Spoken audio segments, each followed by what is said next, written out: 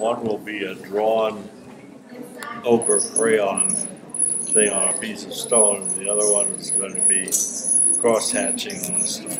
Okay. I don't know if they're already in Do you have copy them? I do not have this adapter though. Oh, you do not? No, because it's a small one. I'm going to have trouble reading this here. There's not enough light. Oh. You got some of these lights on? Yeah, let me move these cups away. And You find have to try one of these. These are like little. What if my mini computer was flies? doing the streaming and They are yours was connected to the incredible. HDMI? But I'm afraid. Just find these, sugar, huh?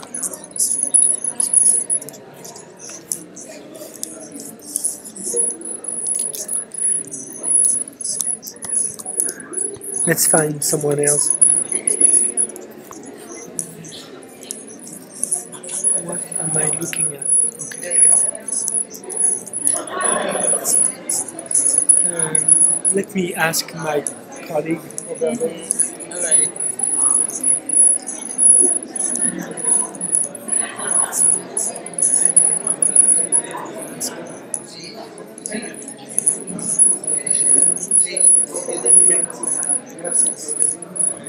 Okay. You got it? He will do it. Great. Let me check this. Go ahead. Go ahead.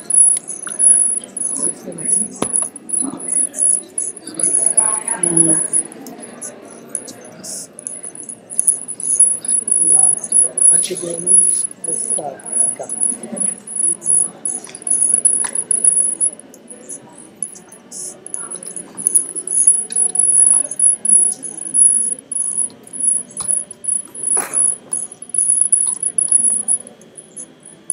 Muchas gracias. Por nada.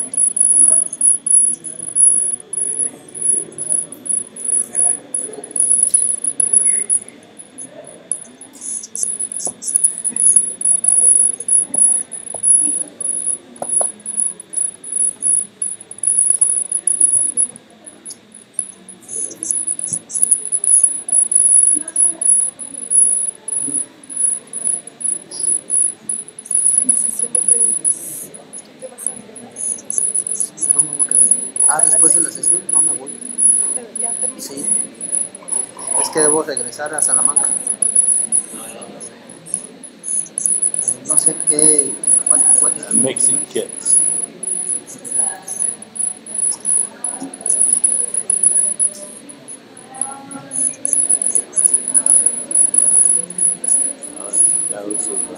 That's the third one. Let's try that. Yes, that's one. Two of those.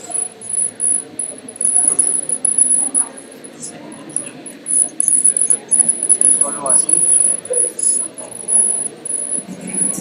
Solo visualization of work. That one's good enough. Just right.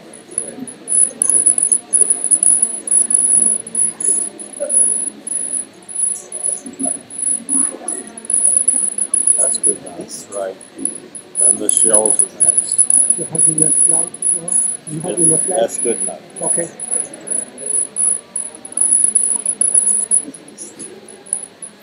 Oh, that's the fifth one.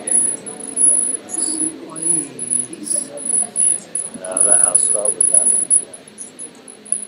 Okay, that's good.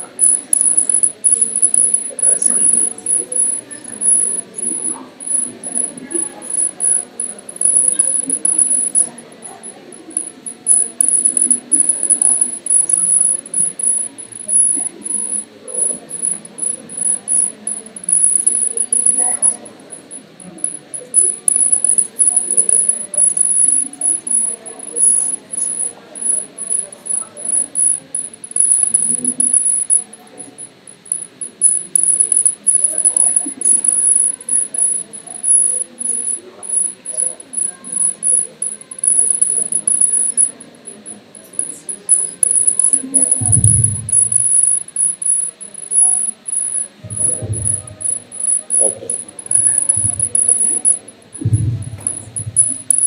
Hello. Good afternoon, everyone. So we are resuming our session, and we start with our keynote speaker, Professor Ivy, who is a specialist in philosophy and scientific phenomenology. He's famous for his work on philosophy of science and technology and art. And he really brings an interesting light into the questions we have. And I think that we can begin to use this framework to think and rethink how we teach the technology can be based art like this, which is media computer art. So that will be very interesting. And this talk will be followed immediately by of our colleagues from the University of Alberta, and talk about technology and images. And then we will and then we will see examples of works inspired by intersection between science and technology. So we like to ado, I will invite Professor Ivy to us, and I really want to thank him so much for following such a long distance. All the way from Washington, research and I think very well experience because of thunderstorms and others. So basically, he spent the last 14 hours in the airplane. So I want to thank you very much, and I'm really excited to be listening to this talk. First, I want to thank Frank Dufour for the invitation to come to this very exciting computer art. I owe you an apology because the first title in the program is wrong. I was invited so long ago that between then and now I changed my mind about what I wanted to talk about. So you'll have to put up with this. I've gotten very interested recently in what scientifically could be called the oldest technologies related to both science and art.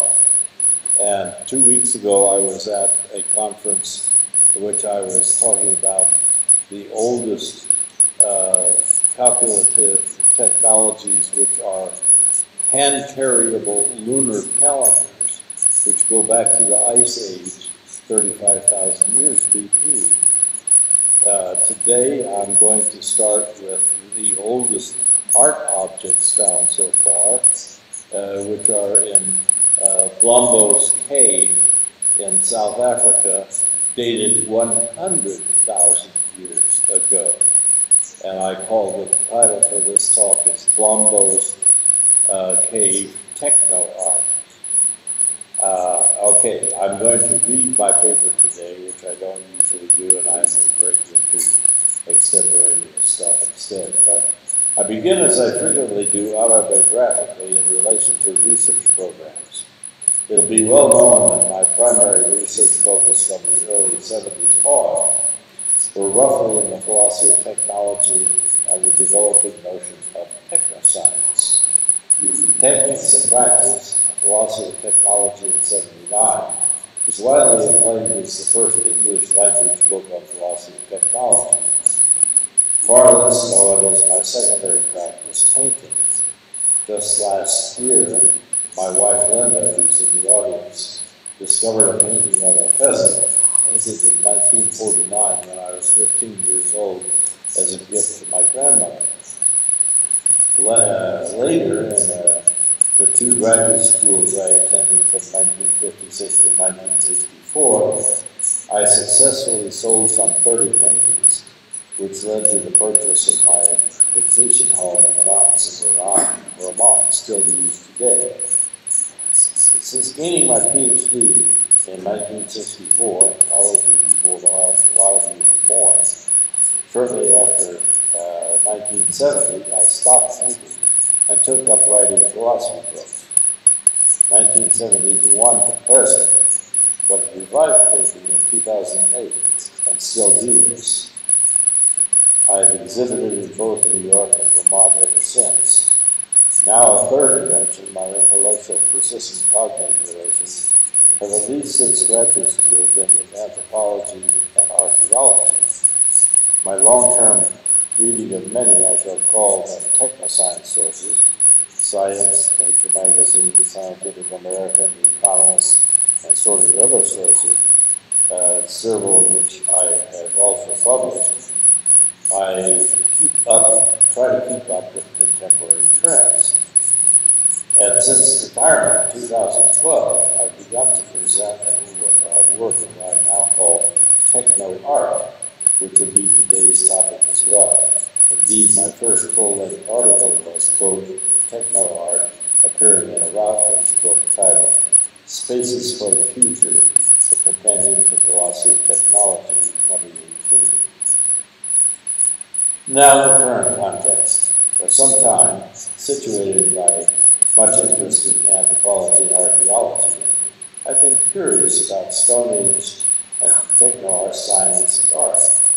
And just 2 weeks ago, I gave a paper at the Southeast Philosophy, Science, and Technology meeting on Ice Age astronomy, pushing back constructed lunar calendars and their impact to 35,000 BP. BP, by the way, is scientific ease for before present. They're trying to avoid any religious connotations of CE and AD and so forth. So today my Blombos Techno-Art lecture will take by case to study, for example, the Blombos Cave in South Africa, which is sediments ranging from 100,000 BP to 70,000 BP, reveals artifacts which are, to date, the oldest techno-art findings we found. Now, I want to say that in both techniques and practice of my techno-art article, my claim is no instruments, no technologies, no art, no science. So, in this sense, technoscience, if I use the term, goes as far back as we could find people having practices which use technologies and not something that is very recent. The usual use of technoscience is something that's very recent, since it's very hard to tell the difference between new technologies and new science. In fact, if you do a study of the Nobel laureates, you'll find that over half of them are for the invention of new technologies, which in turn stimulate the whole new field of science. In techniques of practice, I basically claim that without instruments, no science. Pushed backward, I can now show how technoscience can be traced at least as far back as 35,000 BP. Today's lecture will show how techno-art, in which no technologies, no art, can be traced back at least to 100,000 BP. So I'm making the same claims for both science and art: no technologies, no art, no science. Art, 100,000 years BP. The current dominant master narrative about modern human origins, Homo sapiens sapiens, has us originating in Africa at least 200, possibly 300,000 BP. Blombos Cave was obviously not a burial site, since no Homo species skeletons were found. However, through the various layers, at least 7 teeth were found, all of them distinctively Homo sapiens. And various animal skeletons were also found. It appears that the cave was opened and used a bit before 100,000 BP until roughly 70,000 BP, when it was closed by tens of thousands of years of drifting sand from the sea. It's about 30 meters above the seafront. One of my mysteries is why our practice is so consistent over 100,000 to 73,000 years BP. This puzzles me, since so many of the artifact sources, such as over sources, were far from the cave itself. I shall follow here three of the most amazing technical artifacts, each of which occurred 100,000, 75,000, and 73,000 years old in the Stroud, with some comments about other discoveries. Now, before these descriptions, one thing I learned in now 40 years of technical science history is that the scientists have discovered really good ways to date things. And in terms of the practice, this is actually very phenomenological. In other words, to attend a robust dating age, the scientists use what appear to me to be what I call instrumental phenomenological variations. So for Bombo's cave, they used thermoluminescence, optically stimulated luminescence, uranium-thorium series, and electron spin series. These are four radically different processes which, when calibrated, end up reaching the same date for the strata that I'm going to talk about. So these are very robust dates. That's one good thing that science does. When it uses multiple instruments, it reaches a robust piece of data which you can trust. So anyway, these properly calibrated, they yield different ages of sediment in which the artifacts are found. The cave today is roughly 30 meters from the sea and was buried in sand from roughly 70,000 BC to 6,000 when it was rediscovered and used again by ancient humans for a time in a much later period. Non-art artifacts. To set the context, I take some note of non-art artifacts 200,000 to 73,000 BC. The early humans obviously ate in the cave with remains of shellfish, fish up to and including whale remains, ostrich eggs, small and medium mammals. No burials, but the 7 Homo sapiens teeth were found. Weapons dating from 71,000 BCs, and many ochre pieces to be included in the art objects at many levels. Reminder, my mystery of roughly continuous artifact use remains constant through the entire 100,000 to 73,000 year span. In fact, this is strong evidence. So let's look at the oldest art artifact. Paint mixing kits, dated at the level of 100,000 BC. At the oldest level of examination, there's one of them on the board right now. This one is a giant sea snail shell, and you can see it has a rock in it, so it's used like a mortar and pestle to grind up the materials which made an ancient paint. And so it's a paint mixing kit, and they found 2 areas in the cave where the artifacts such as these mixing kits were found. It's a large, there's another one that's a large abalone shell with dried ingredients and a sort of mortar and pestle grinding.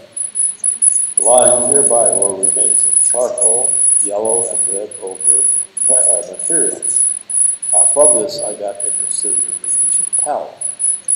If you look at the ancient palette, black, yellow, and black, yellow, and red were common to the caves of the time, and that goes all the way up to the earliest Ice Age caves, which were roughly around 40,000 BC. What's interesting to me is that there is a cave in Indonesia, which I will refer to a bit later, as well as Chauvet Cave in France, both of which are dated back to about 40,000 years. And both of them have exactly the same palettes. What differs is that the animals that were painted in the Indonesian cave are radically different, such as, for example, dwarf buffaloes and pigs and deer of various sorts, whereas Chauvet has rhinoceroses, which of course are long extinct in Europe, lions, owl-rocks, and other animals. So what's really interesting and mysterious is that at that age, very, very ancient, 40,000+ years ago, you had the same palettes, the same style of painting, just different animals in relation to the different regions. So, and what's interesting about Blombos is that ochre is not near Blombos. It comes from a site that's about 20 kilometers away. So the colors had to come from a different source. Charcoal, of course, could be made on the spot. So I got interested in the history of palette for a long time. And it turns out that white, for example, which was used much, much later in painting in France, was a late arrival compared to black, red, and yellow. And for some reason, they didn't really mix colors back in those days. They used the pure colors as such. And blue and green, for example, comes along very, very late. Basically, in early medieval times, you find it used green and blue. And I want to add here, there's a very interesting set of features that I'll refer to later, that a lot of cultural color classifications seem to be built upon palettes and not upon what you perceive, because everybody can be taken to perceive the difference between blue and green if you do color tests, etc. But they have no language for this. The language seems to come from the color classifications of painters' practice, not from perceptual practice.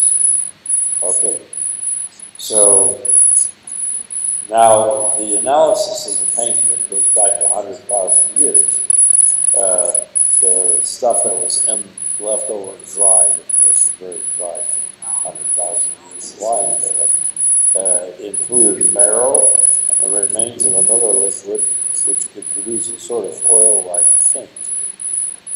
No art object was found in the workshop. Now it's more speculation. Some thinkers think that the earliest painting may have been on the human body itself. Human body painting is found in almost all hunter-gatherer societies, and there's paint faces and different colors on the faces, etc. And of course, red ochre on funereal objects is very common very far back. I don't know how far back it goes, but it could be that the first paints were body painting rather than painting of objects per se. And red ochre clearly was used widely as a Stone Age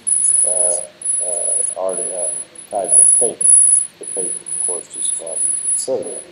But in any case, this paint mixing kit and its color sources show the limited range of the ancient palette. We know from much later, 40,000 BP at best, Ice Age caves that the white and gray, which were much later, began to occur. No green or blue have been found this early. What is interesting to note is that the two oldest Ice Age cave paintings, surveyed in France and Maro's Spanish caves in Indonesia, both maximally 40,000 years, have the same palette, although the animals in surveyed are different, as I mentioned, from those Manos Paragon. In terms of cultural histories, the classic study of 20 or more natural languages finds a range of limited solar terms. The classic work of this is Barley and Craig's basic color terms, ranging from 3 minimally up to 7 and 8 in others. Of course, now we recognize thousands of colors. Finally, what the language classifications reveal when compared to perceptual recognition is that anybody in any culture can perceive colors outside the linguistic classifications. Constructed art objects, seashell necklaces, 75,000 BP. Now, couldn't get our shells.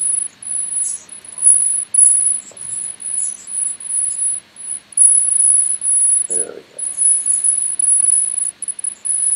These shells, obviously with holes in them, were probably part of a necklace.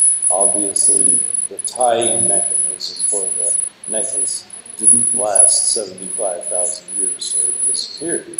But if you recognize that it was probably a necklace, this includes certain kinds of very skilled practices. First of all, you had to have a different kind of material which went into the object that would hold the necklace together. And secondly, it needed to be tied, so it implies that there was knot tying skill that was possible also 75,000 years ago.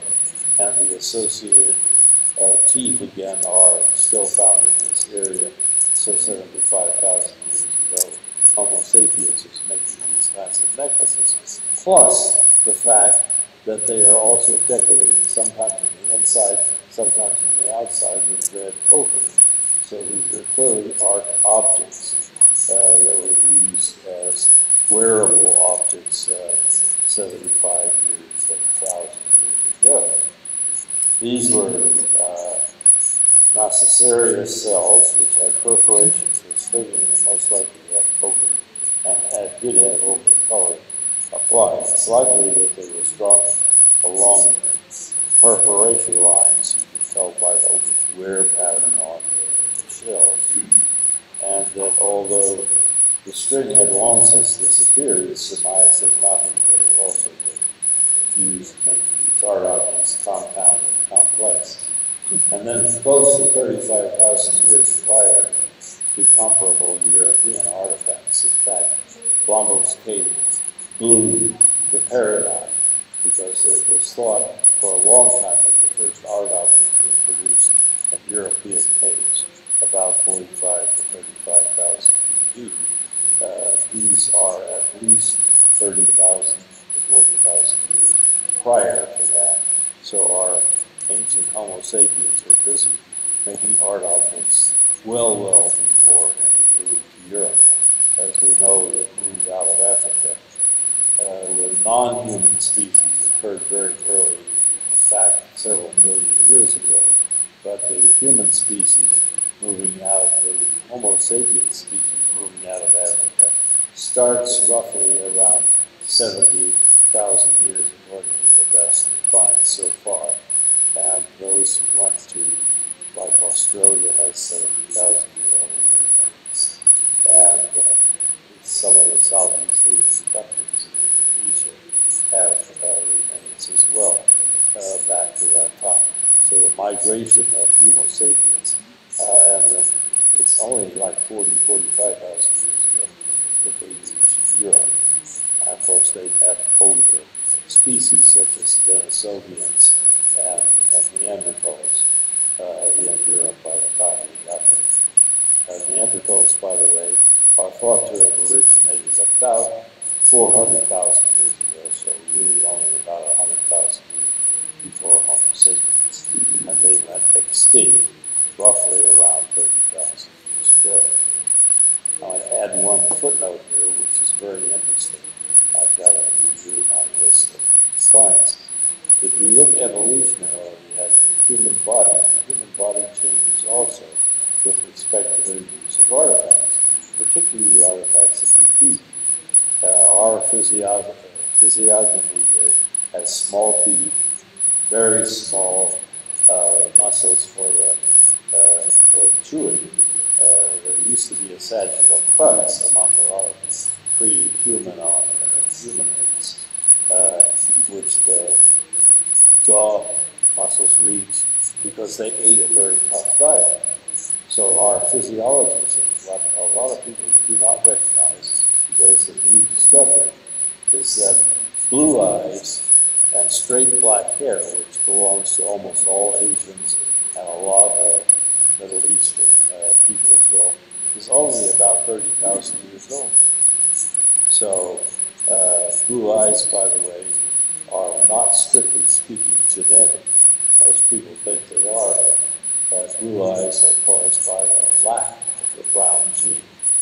And that appeared as humans obviously moved into northern climates and no longer needed the protection that's afforded by brown genes.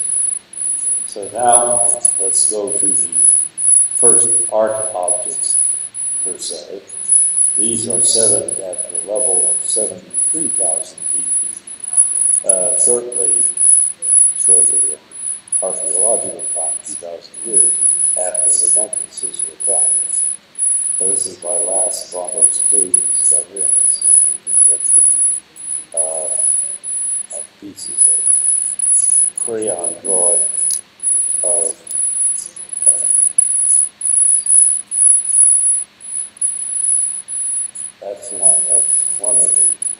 that's an etched piece found at the same level. There we go. This is a small piece of stone which has etched marks or cross marks like the cross hatching on the other piece. This is an interesting area. Peter Gallison, probably one of the most prominent philosophers of science today, has a big book called Image and Logic. And he argues that there are two long-term positions in physics. There are physicists who believe in what is long known as the aha phenomenon, that is, if you get a really good image, one image will do. So that, for example, if you're studying subatomic particles, which is what this book is about, subatomic particles in the 20th century, that an image will show, let's say, the track of a photon or some very small microparticle.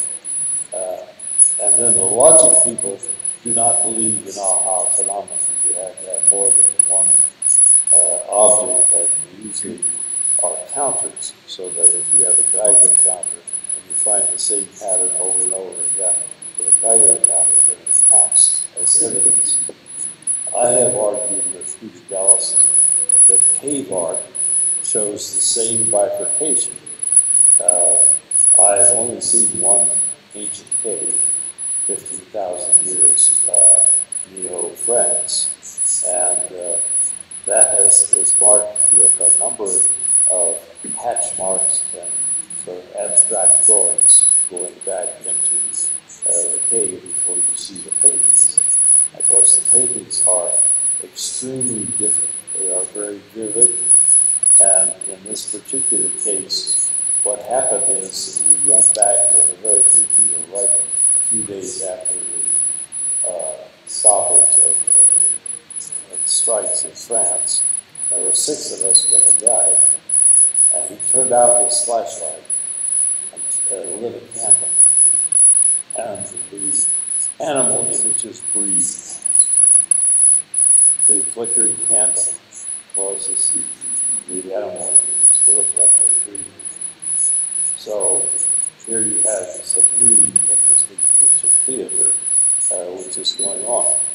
And today, we now surmise that caves are not simply visual art collections. Most of the visual art in Chauvet or Lascaux or Altamira, most of it is in a big auditorium shape like this room, and has, they obviously built platforms to do the painting on these very high ceilings, and they did that in the big auditorium.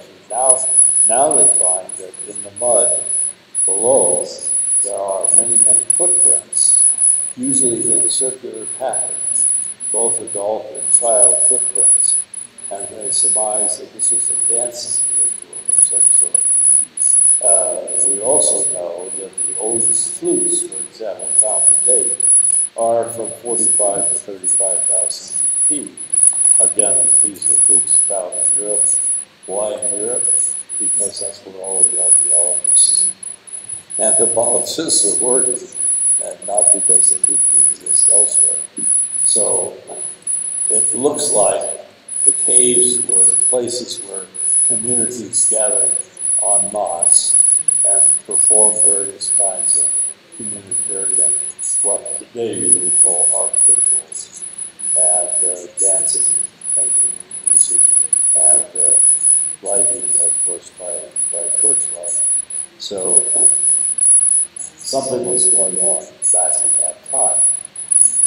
My comparable science side of this is that once you learn to calculate natural rhythms, such as recorded in calendar artifacts, you lay the pathway for much more complex kinds of society.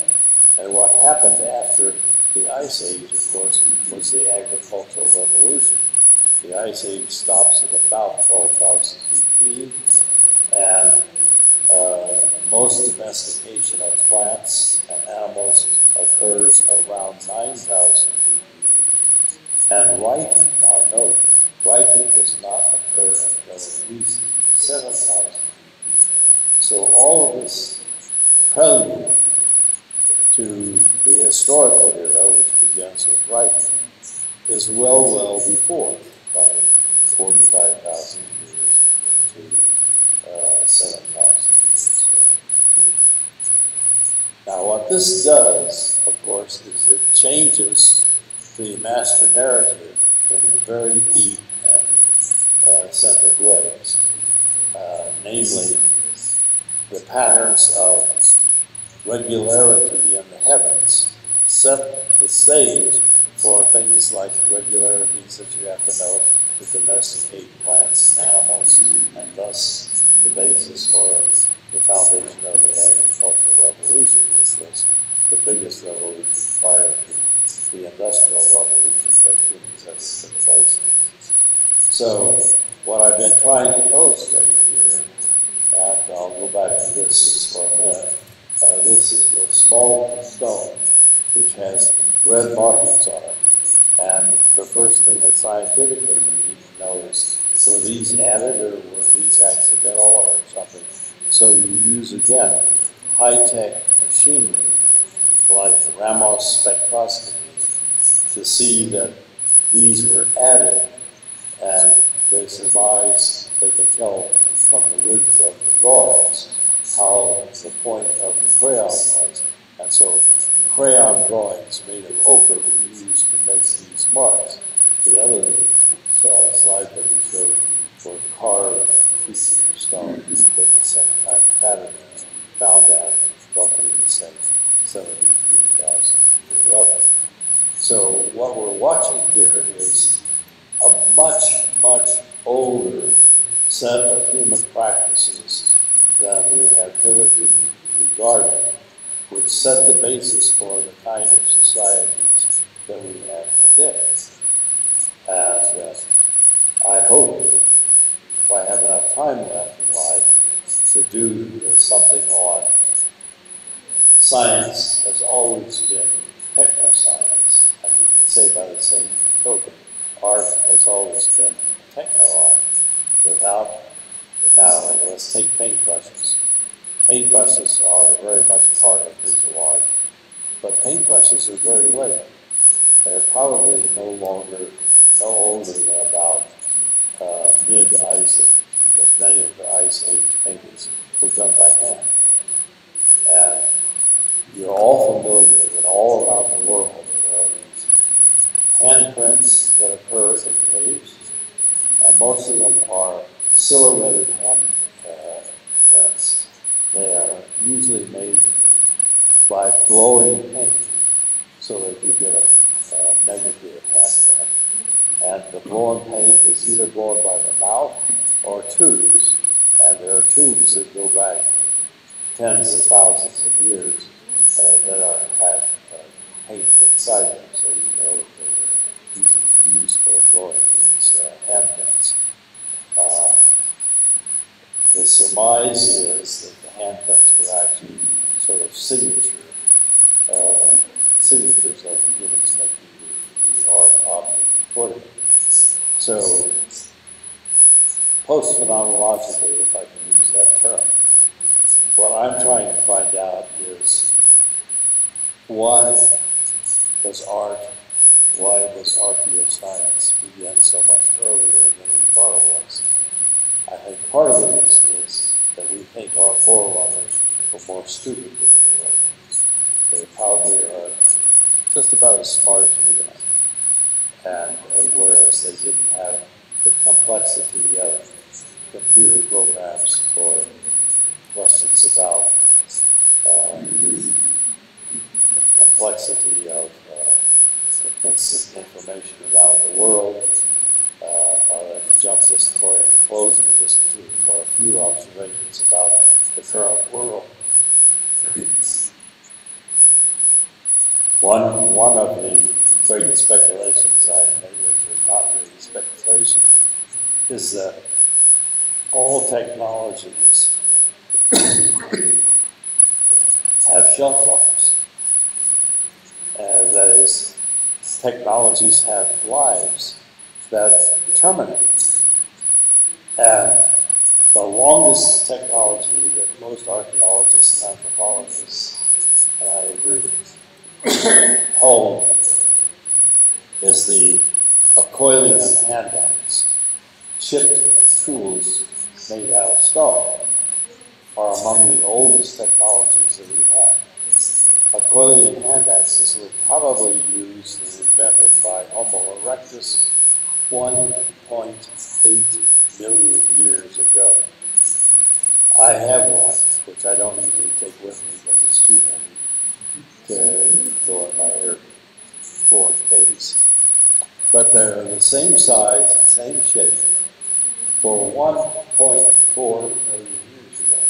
Approximately 400,000 years ago, people stopped making Acheulean hand axes. And except for anthropologists who sometimes show chipping and napping techniques, I don't know whether mine's a genuine million-year-old artifact or a more recent anthropological makeup, but I found it in Paris, by the way, in a shop. And on the day that I was writing about it in a book, so I considered it a very artful piece of luck in that case. But all of these things die, and my favorite recent example is Aibo, the famous robot dog made by Sony, which was made in the early 80s. And Linda and I went to see the Aibo celebration as launching in New York. Now Aibos are dying. And since the Japanese were the ones who bought them the most, they have taken to hiring Buddhist priests to give funeral ceremonies to the Aibos who are now ceasing to function anymore. So all technologies, in my estimation, have shelf lives. Do you know what the widest used technology is today? The cell phone. Sociological analysis shows that 95% of the world's population has access to cell phones. If I take the metro any place in New York City, more than half of people are going around reading their cell phones. And I think on this trip, if Lindy didn't have a cell phone, we would be in worse shape than we are. It took a long time to get here for various accidental reasons. And we almost thought we wouldn't make it.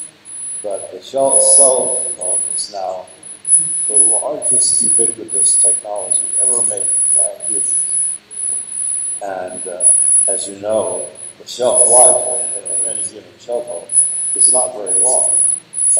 When is Apple going to put out its next cell phone or iPhone or whatever?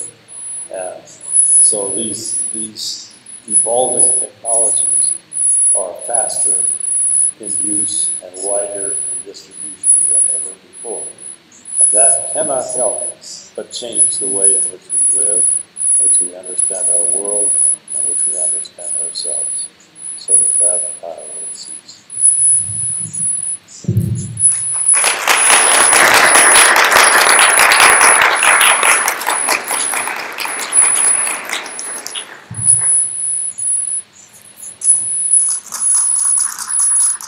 much. But I have another interesting question.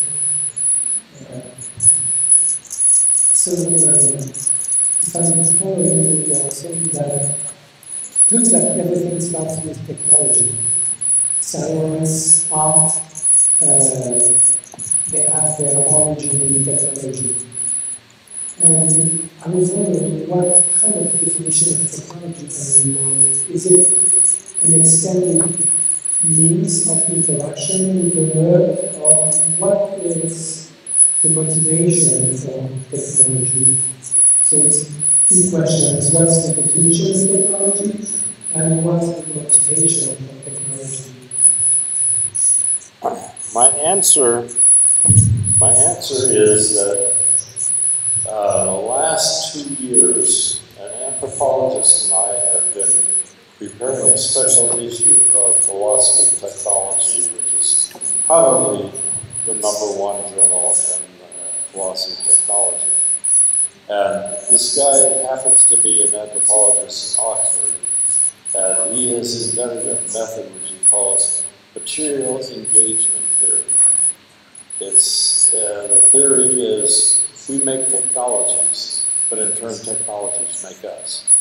And when I read his book on how ancient anthropologists looking at ancient practices showed how our bodies changed by the technologies which we basically use to process foods, I thought this looks an awful lot like post-phenomenology, which argues basically that all technologies, insofar as they relate to human practice, call for the development of some kind of bodily, motile practice. So that, for example, if you're a musician, you learn to play, any virtuoso learns to play an instrument through long times of practice, etc. There's a vast difference between Twinkle, Twinkle, Little Star by an amateur and a virtuoso pianist, etc. The same is true of scientific instruments. Most scientists recognize that there are expert users of instruments, and astronomy, which is also one of my favorite sciences to study, has long recognized that there are good, better, and worse users of telescopes. And of course, today, telescopes, spectroscopes, and so forth are very, very, very much more complicated than even a century ago. In 1988, I was finishing technology in the life world living in Italy. And we were close by Florence and Vinci, which is the village of Leonardo da Vinci. And I actually got to use one of Galileo's telescopes. So it's really a poor piece of work compared to today's telescopes. So as humans and technologies develop together, there's an interesting thing. I hope to write one other late life little book, as I call it, LLLBs, called Animal Techniques. Because it turns out, and this came out while Lambros and I were doing a special issue, that really animals preceded us by millions of years. Humans did not invent technologies. And what happened was that while we were doing this special issue, the Jacana Basin Institute, which I'm proud to say is basically staffed by Stony Brook anthropologists, discovered napped stone tools that are 3.3 million years old. That's almost 1 million years before the first Homo appeared. So we did not invent technologies. We borrowed technologies from animals. what I would like to do in this book is have on the cover an image of the Tesla Roadster, which is in space, with a robot listening to David Bowie music, and with the subtitle, "No animal is ever stupid enough today to make this wasteful of technology."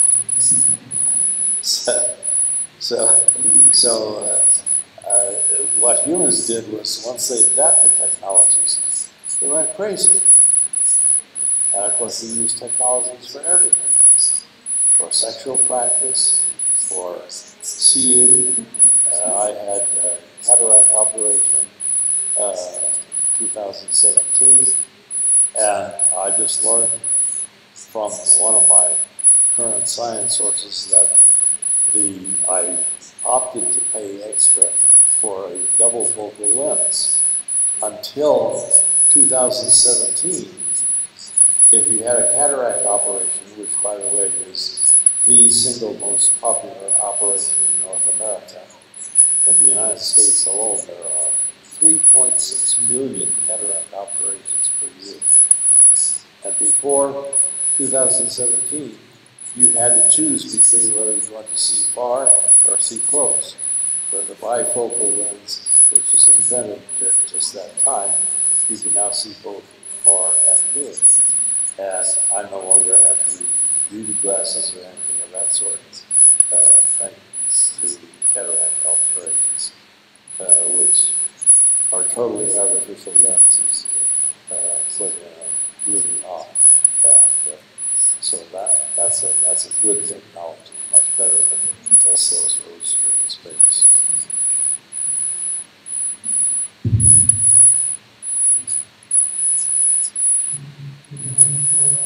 Questions? So maybe that would be interesting to follow up.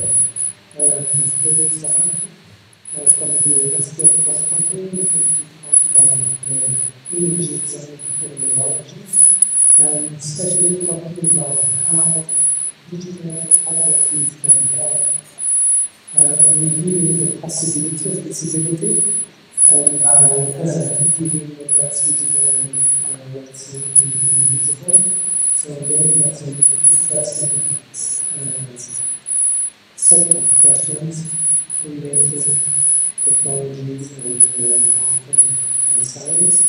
And if you give me 1 second, I will need to go and follow translation sets for that kind, so that because your conference will be in Spanish, and I want you to be able to understand it.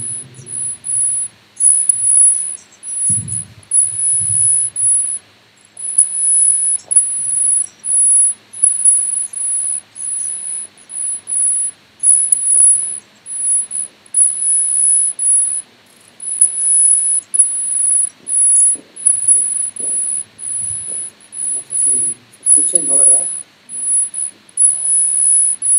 Así. Bien, yo creo que es necesario hacer una precisión. Efectivamente iba a hacer un trabajo más general sobre elementos de la relación entre fenomenología y la fotografía digital, pero dado que es un trabajo en ciernes, no se ha podido desarrollar un corpus adecuado para el análisis, ¿no? Entonces, en realidad lo que vamos a tratar de hacer es establecer algunos contenidos fenomenológicos que se pueden observar más o menos en prácticas fotográficas. Bueno. Bien, en la filosofía alemana contemporánea, Buchinger abre un preámbulo respecto de la filosofía alemana y las dificultades con las que se enfrenta en torno a la ciencia del siglo XX.